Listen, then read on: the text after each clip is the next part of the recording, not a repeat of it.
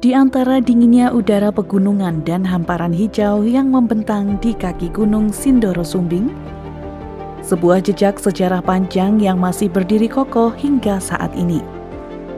Kisah tentang teh tanah Wonosobo, masa kolonial, pergantian kekuasaan, kehancuran, kebangkitan, hingga akhirnya kembali menjadi bagian dari denyut ekonomi masyarakat. Kisah itu bernama PT Tambi. Simak sampai akhir hanya di Telusur, Menelusuri dan Mengetahui.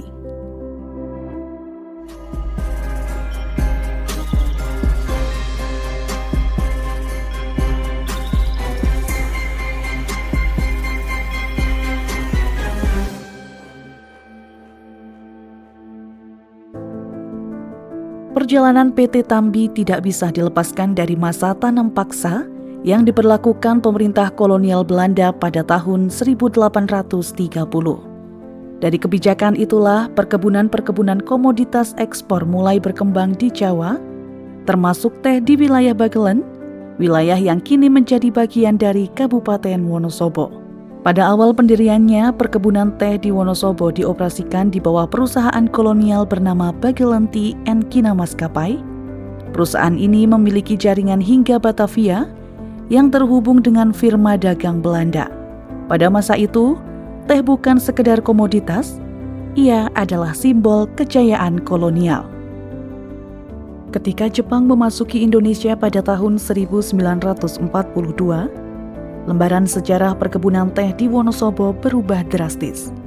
Pemerintah Jepang mengambil alih seluruh aset Bagelen Tea and Kina Maskapai dan melakukan restrukturisasi besar-besaran. Namun berbeda dengan Belanda, Jepang tidak begitu peduli dengan komoditas teh. Mereka lebih menaruh minat pada tanaman pangan seperti palawija untuk kebutuhan perang. Banyak area teh dibongkar, bahkan sejumlah fasilitas perkebunan dihancurkan bahkan dibom.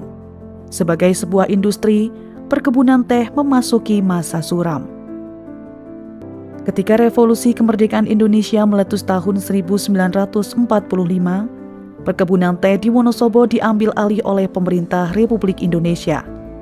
Para pegawainya diangkat menjadi pegawai perusahaan negara yang diberi nama PPN atau Perusahaan Perkebunan Negara. Namun peralihan itu tidak berlangsung lama. Setelah konferensi meja bundar tahun 1950,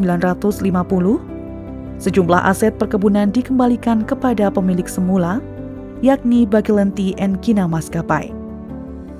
Kondisi perkebunan yang porak-poranda akibat perang membuat perusahaan Belanda itu kesulitan memulihkannya.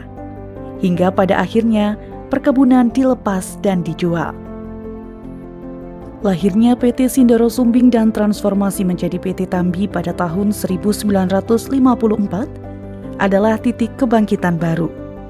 Perkebunan teh Wonosobo diambil alih oleh perusahaan bernama PT Sindoro Sumbing yang didirikan oleh para mantan pegawai PPN. Manajer Tambi Tea Resort Puji Ihsani menceritakan kilas balik pada tahun 1957,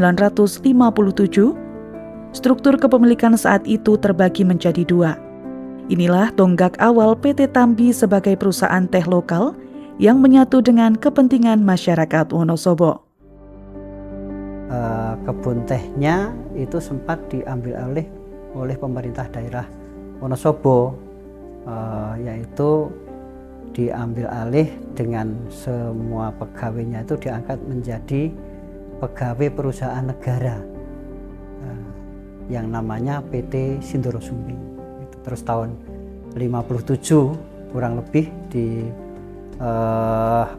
konferensi meja bundar, Tambi yang tadinya diambil alih oleh pemerintah daerah Wonosobo dikembalikan lagi oleh pemilik semulanya, yaitu Bagelen Tea and Kina Maskapai. Karena kondisi kebun pabriknya sudah parah ya, nggak mungkin untuk diperbaiki lagi, akhirnya dijual. Nah, dibelilah oleh ex-karyawan PPN PT Sindoro Sumbing. Nah, sekitar tahun 57-an itu terus bekerjasama dengan pemerintah daerah Wonosobo. Pada tahun 2010, saham PT Sindoro Sumbing diambil alih oleh investor baru yaitu PT Indo Global Galang Pamitra. Perubahan ini membawa dampak signifikan dalam modernisasi manajemen, peningkatan produksi, serta pembangunan sektor wisata agro yang kini mulai dikenal publik hingga pada tahun 2022 menjadi tahun penting lainnya. Peralihan dari kepemilikan beberapa orang menjadi kepemilikan satu pihak, konsolidasi ini melahirkan PT Maju Bersama Tambi yang bertugas mengembangkan sektor hospitality dan agrowisata Tambi. Dengan saham 50% pemerintah Wonosobo dan 50% PT Indo Global Galang Pamitra hingga saat ini. Perjalanan panjang PT Tambi bukan hanya tentang perubahan pemilik atau struktur perusahaan, tetapi juga transformasi cara kerja dan nilai yang dibawa. Pada masa kolonial, perkebunan teh adalah simbol eksploitasi. Lahan-lahan subur dijadikan alat produksi demi kepentingan ekonomi Belanda. Manfaatnya tidak pernah benar-benar dirasakan oleh masyarakat sekitar, tegas Puji Ihsani, manajer Tambi Tea Resort. Perbedaannya adalah penerima manfaat ya. Jadi kalau untuk dulu jelas lebih banyak untuk kepentingan kolonial ya. Tapi kalau sekarang rata-rata kita lebih banyak memberikan manfaat kepada masyarakat sekitar ya, termasuk kita kerjasama seperti tadi yang kita kunjungi itu bentuk CSR kami gitu, jadi dikelola oleh masyarakat sekitar, nanti kita sebagai pendamping sekaligus nanti dari situ ada kontribusi ke kita juga, jadi kita bisa merekrut tenaga semakin banyak. Yang kedua, kita berusaha memperkenalkan teh terutama di Indonesia ya, terlebih di Wonosobo, karena mohon maaf kadang-kadang tidak semua orang Wonosobo pun tahu PT Tambi begitu. Ada yang ke sini baru tahu kalau di sini ada perkebunan teh, padahal orang Wonosobo. Nah, itu termasuk salah satu misi kita supaya bisa memperkenalkan teh untuk masyarakat Wonosobo, karena tadi 50% milik pemerintah daerah Wonosobo. Jadi semua masyarakat Wonosobo ikut punya PT Tambi. Dengan sejarah panjang yang penuh dinamika, Puji Ihsani menyampaikan harapannya. PT Tambi terus bergerak menjadi perusahaan yang bukan hanya memproduksi teh, tetapi juga menumbuhkan keberlanjutan ekonomi dan pariwisata daerah. Saat ini, PT Tambi mengelola sekitar 830 hektar kebun teh, terbagi ke dalam 3 unit besar. Kalau luas total areal kita ada 830 hektar. Itu terbagi di unit Tambi, unit Bedakah, dan unit Tanjung Sari. Kalau unit Tambi sekitar 270 hektar.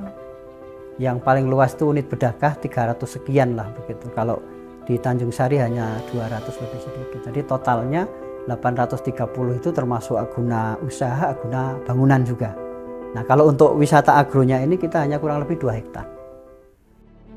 Dari masa tanam paksa, perang hingga modernisasi, Tambi telah melewati berbagai fase sejarah yang membentuknya menjadi perusahaan teh yang unik, perusahaan yang bukan hanya menghasilkan produk, tetapi juga menyimpan cerita panjang perjuangan. Kini, teh Tambi bukan lagi milik kolonial. Ia menjadi milik masyarakat Wonosobo, menjadi bagian dari identitas daerah, dan menjadi warisan yang terus dirawat hingga hari ini. Jangan lupa subscribe, like, komen, dan share serta nyalakan tanda loncengnya. Simak dan saksikan episode berikutnya. Banyak hal menarik yang tentunya harus Konco tahu. Sampai jumpa di program Telusur, Menelusuri dan Mengetahui.